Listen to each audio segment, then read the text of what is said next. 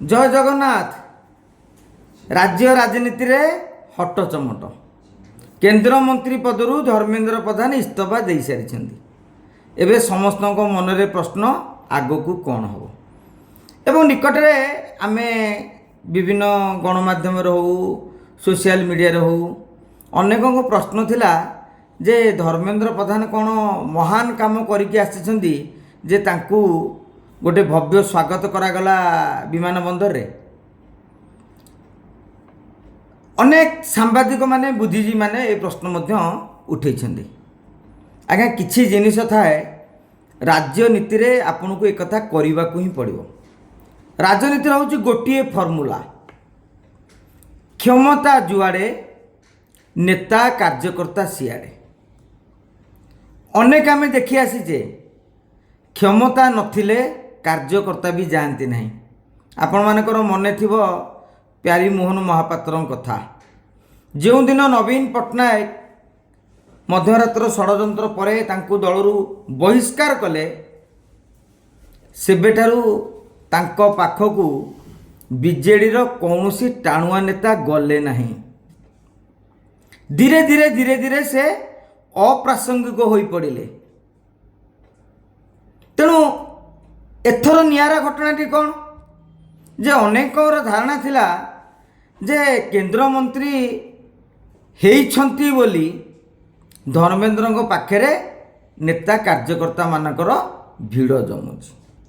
थरे केंद्र मंत्री हो जातु आउ कहीं जीवेनी एमती एक धारणा अनुशीलन अनेक मनरे थिला।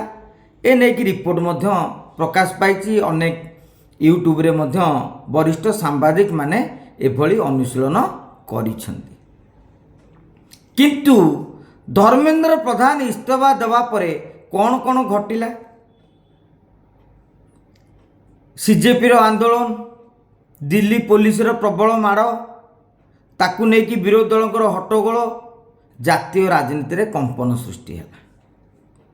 तेणु धर्मेंद्र प्रधान इस्तीफा देले जदिओ किसी जातीय गणमाध्यम मतरे जे धर्मेंद्र प्रधान दुई थर पूर्व इस्तीफा देवाकू चाहिथिले मध्य दल को एवं सरकार को एकथा कहिथिले मध्य दल की सरकार एभली प्रस्ताव को ग्रहण करनथिले बरं कहिथिले इस्तीफा देई दायित्व अपसारित हवा अपेक्षा उत्तर दायित्व ग्रहण करी जो भूलटी होईची ताकू सुधारिबा होची आवश्यक।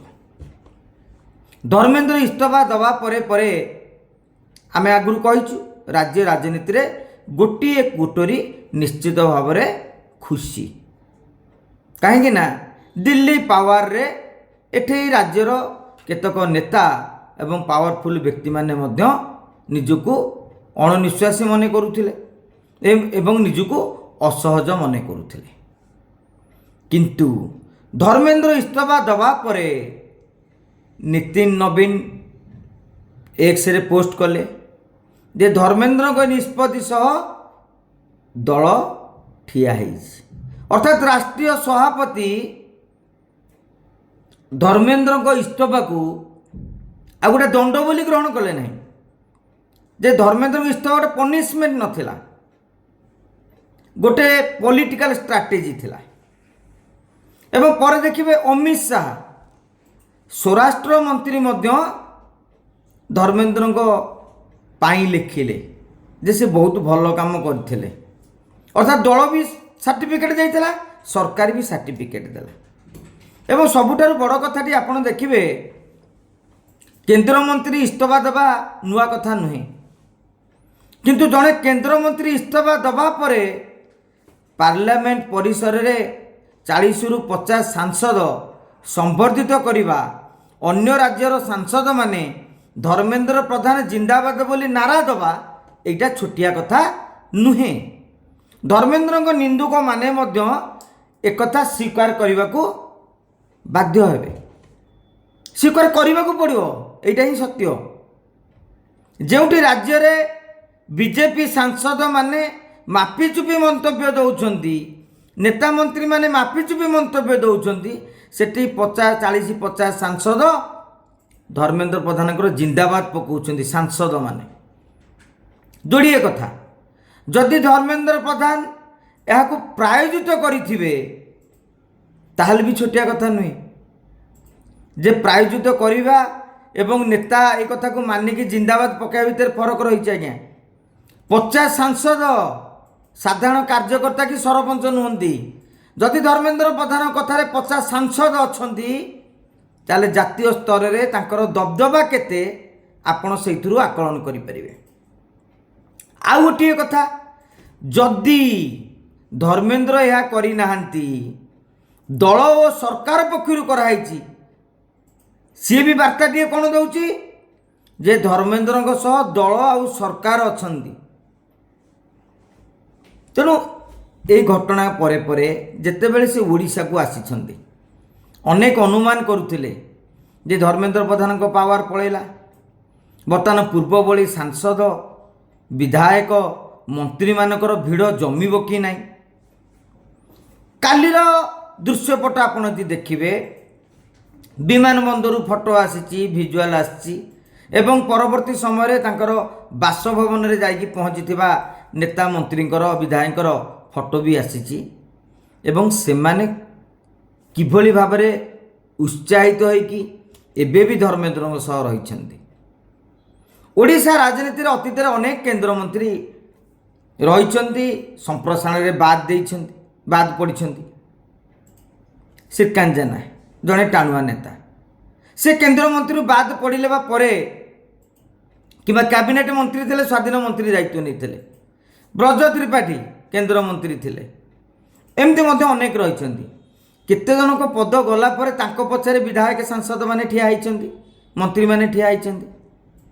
ତେଣୁ କିଛି ଜିନିଷ ଅଛି ରାଜନୈତିକ ଦୃଷ୍ଟିରୁ ଗ୍ରହଣ କରିବା ଦରକାର।